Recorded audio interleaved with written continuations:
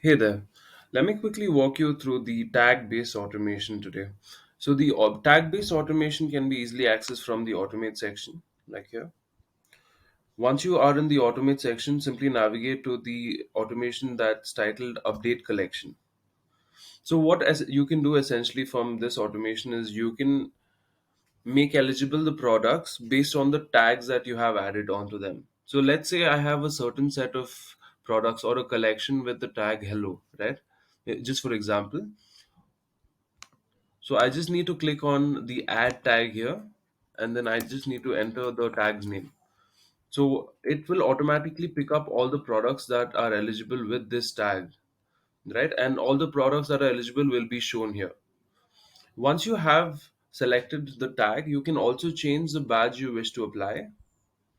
So you click on change badge, and then you select a badge of your choice, and then you can click on activate badge on hello tag.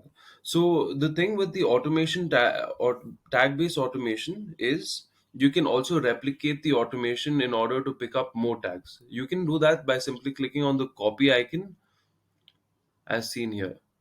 So if you wish to automate badges for more than one tag, all you need to do is click on this replicate icon here, like the copy icon here. And then again, you can do the same thing. You can select the badge and you can add the tag of your choice.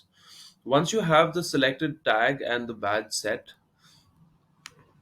simply click on activate badge on hello tag. So all the products with the specific tag that you've selected will automatically be updated with the badge on your store. Please allow it some time for the changes to be reflected on your store.